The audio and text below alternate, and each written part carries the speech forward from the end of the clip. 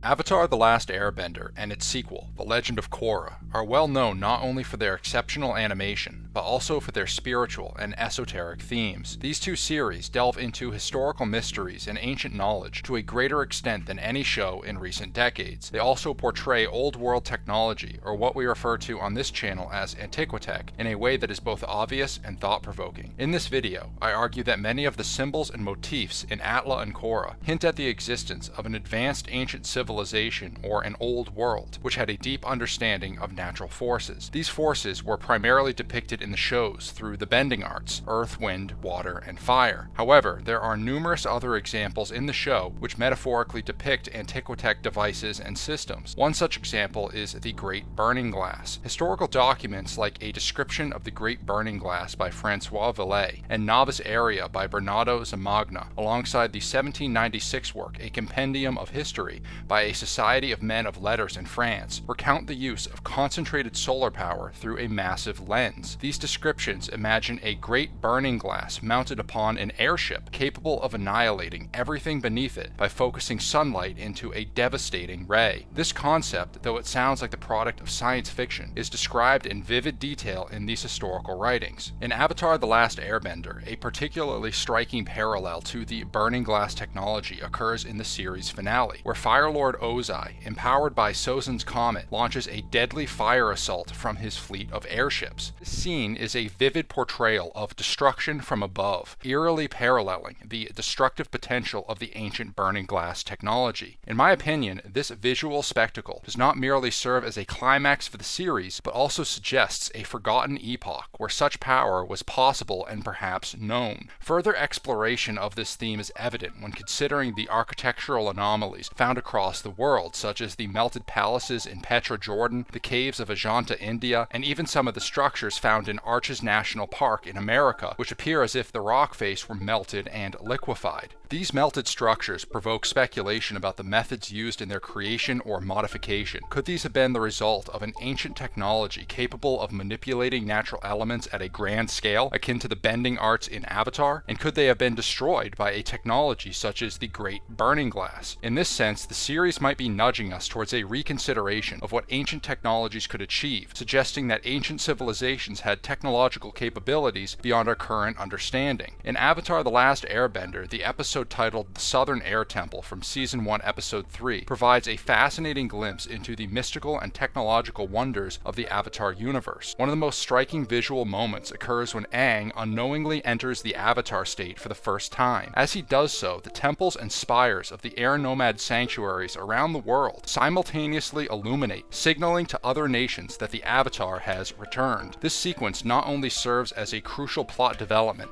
but also suggests deeper layers of ancient wisdom and technology embedded into the world of Avatar. The activation of these temples and spires could be interpreted as utilizing resonance frequencies and atmospheric electricity, concepts that have roots in both real-world science and theories about Antiquitech or other ancient high technologies. The idea that ancient structures could harness and manipulate natural forces is a reoccurring theme in Avatar, as well as theories about lost civilizations such as Tartaria or Atlantis. Proponents of these theories, such as engineer Christopher Dunn, suggest that ancient megaliths like the pyramids of Giza could have been part of a sophisticated system for harnessing Earth's natural energies and distributing it around the world, ideas that are creatively mirrored in the Avatar series. The way these temples light up in unison speaks to an understanding of energy that transcends modern conventional technologies. It suggests a network capability where energy, possibly drawn from the planet itself or the atmosphere, is manipulated across great distances. This phenomenon is akin to the concept of the world grid, a theoretical network of lines often associated with ley lines that allegedly circle the globe, connecting ancient sites through their geographical and magnetic properties. The show subtly nods to these theories by depicting a world where spiritual and physical laws intertwine, and where the ancient builders not only respected these laws, but also mastered them to a degree that seems almost magical to contemporary observers. Furthermore, the idea of using resonance frequencies and atmospheric electricity may also relate to the works of historical figures like Nikola Tesla, who experimented with wireless energy transmission and had grand visions for harnessing the power of the Earth's atmosphere into a worldwide energy grid. Tesla's ambitious ideas about energy resonate with the visual depiction of the Avatar temples activating, as both both involve using the natural world as a source and conduit for energy, suggesting a symbiotic relationship between the built environment and the natural forces. In Avatar, this activation also symbolizes the interconnectedness of the Avatar world, reflecting the series' overarching themes of balance and unity. The temples, though scattered across vast distances, are shown to be part of a coherent system, much like the four nations themselves, which are distinct yet linked by the figure of the Avatar and the flow of elemental energies. This portrayal encourages viewers to consider how ancient technologies might have not merely been about power in a utilitarian sense, but also about a deeper understanding of harmony and connectivity within the natural world. By drawing on such intriguing themes, Avatar: The Last Airbender does more than just entertain. It invites speculation about the capabilities of ancient civilizations and the potential for a more harmonious interaction with our environment. It posits a world where technology and spirituality are not at odds, but instead facets of a single, integrated understanding of the universe, an inspiring vision that challenges our contemporary views of what is technologically and socially achievable. The Legend of Korra continues this thread by introducing the concept of spirit vine technology, discovered by the character Varric. Intended as a breakthrough for unlimited energy, this technology's potential is quickly recognized for its dual-use capability, leading to its weaponization by one of the show's primary antagonists, Kuvira. This narrative arc reflects the real-world dilemmas surrounding nuclear energy and the ethical considerations of powerful technologies that can be used for both societal benefit and devastating weaponry. This narrative arc reflects the real-world dilemmas surrounding nuclear technology and the ethical considerations of powerful technologies that can be used for both societal benefit and for devastating weaponry. The show presents this dual-use dilemma, paralleling how real-world technologies can be hijacked from their intended benevolent purposes. Bending in both series is portrayed not just as a mystical element, but potentially as a metaphorical representation of lost high technologies that enabled profound manipulation of natural elements. This interpretation suggests that what we see as magical in the series could actually be a dramatized portrayal of actual technologies that ancient civilizations might have used, linking back to the idea of an advanced society with knowledge lost to time. These bending abilities might have been actual methodologies, cloaked in the guise of mythology and legend, enabling ancient builders to achieve feats that seem almost impossible by today's technological standards. The Avatar series further delves into the realms of secret knowledge and its societal impacts through its portrayal of secret societies. The White Lotus and the Red Lotus serve as narrative devices that parallel modern secret societies like the Freemasons, encapsulating the dichotomy of secrecy and knowledge. The Order of the White Lotus, initially a clandestine group, plays a crucial role in Avatar: The Last Airbender. This society's members, including revered characters like Uncle Iroh and Master Pakku, use their hidden knowledge and abilities to foster peace and wisdom across nations. The White Lotus transcend national boundaries and political allegiances to serve a higher purpose, demonstrating the potential for secret societies to wield their concealed knowledge for the greater good of society.